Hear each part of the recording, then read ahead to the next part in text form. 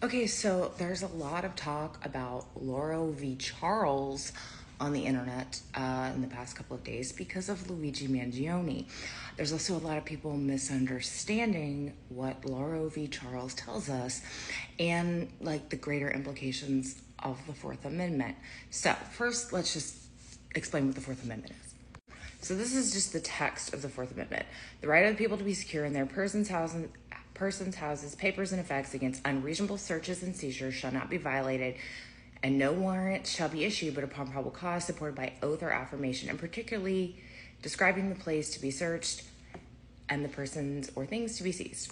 Okay, so like the Fourth Amendment generally comes up in the criminal law context when you're talking about like search warrants and things like that. Like there are requirements for a search warrant to be valid.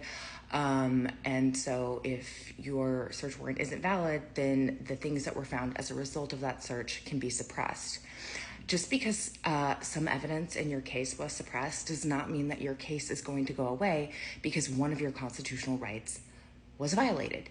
If you take out whatever was found as far as evidence goes, that was done in violation of the Fourth Amendment, if the state can prove their case still beyond a reasonable doubt, in most situations, that case is going to go forward. So just because something is suppressed or you were seized unlawfully, that's not a get out of jail free card. A lot of the discourse you see on the internet about like criminal cases and things seems to think that people are entitled to a perfect trial. They are not. Like if you are familiar with criminal case law at all, you will see that like people's constitutional rights are violated in trials all the time, and the verdict is upheld for a variety of reasons that we won't get into here. But in summation, you're not entitled to a perfect trial. You're not entitled to a perfect investigation. And in fact, a lot of times your trial can be unfair and the investigation can be imperfect and you will still be convicted and that conviction will be upheld. So let's just put that as a baseline for our discussion of Lauro v. Charles. So also thing to remember is that Lauro v. Charles is a civil case. It is not a criminal case, which doesn't mean that certain things from that case can't be applied to criminal cases, but the point in bringing that up is that the issue there in the civil case is very different than something that people normally think about when we're talking about constitutional law concepts.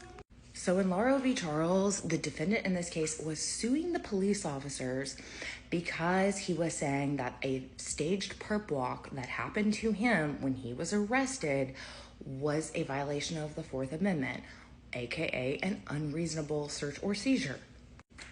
Focus on the seizure because a perp walk is not a search. And what the court said in Lauro v. Charles is that this was a violation of his Fourth Amendment rights. Specifically, his body was taken and put in a perp walk that there had no legal justification. Like if you're going to do something like this, you need a legitimate law enforcement justification. I don't know in what universe a perp walk could serve that, but its only purpose was to humiliate the plaintiff and assisting the media in sensationalizing the facts of his case and allowing the detective, who is the person he was suing, to appear on television. And Lauro v. Charles was about a lawsuit for a violation of his constitutional rights. And so basically what the court said is that because that this perp walk was unconstitutional, but they also granted him qualified immunity, so the guy wasn't even able to recover damages because basically what the court was saying, I believe, is that it wasn't clear that this was unconstitutional before this case. So here, Charles didn't have to pay anything because of qualified immunity.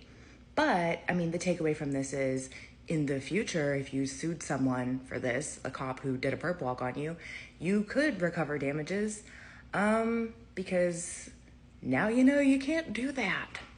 So would Luigi have a civil lawsuit because of this perp walk? Sounds like. I mean, that's what they're saying here.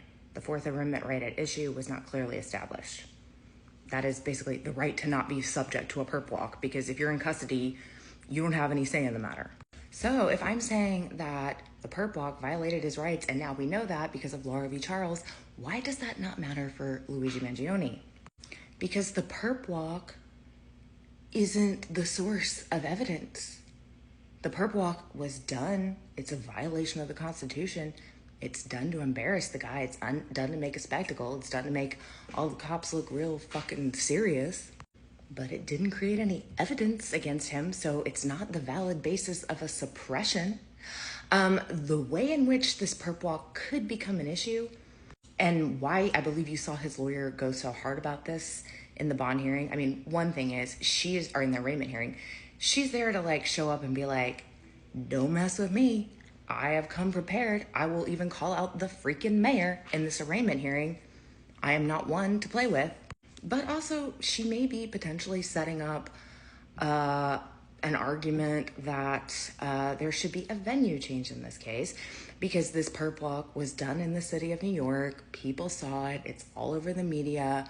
The freaking hearing and all the police force that were present at his arraignment was completely ridiculous and unnecessary. But that doesn't change any of the evidence in this case, so it's not a valid suppression issue. Where it becomes an issue is if you're asking for a change of venue, the court could deny it. I don't know if he'd actually want to request a change of venue, because you don't necessarily know where the case might get moved to. It might be a place that's worse for him. And also, like, it seems like, the city of New York likes this guy.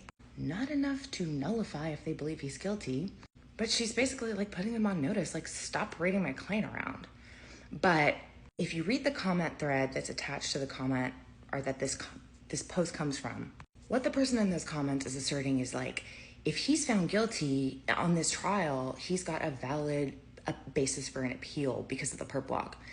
No, he doesn't.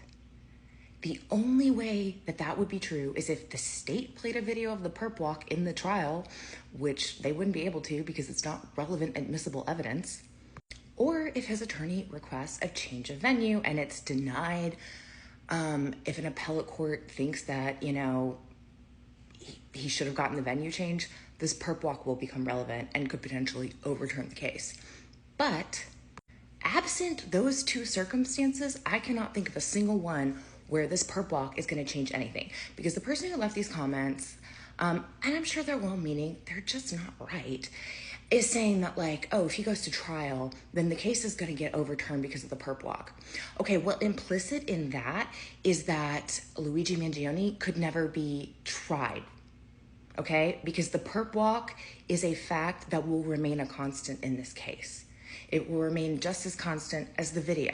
So if you're saying the perp walk means he can't be tried, or that the case would get overturned because it happened, then you're saying he could never be tried because of the perp walk. And the one thing I can tell you about an appellate court is there is absolutely no way in the universe that an appellate court is going to say, we're overturning a conviction because of a perp walk if it wasn't admitted at the trial.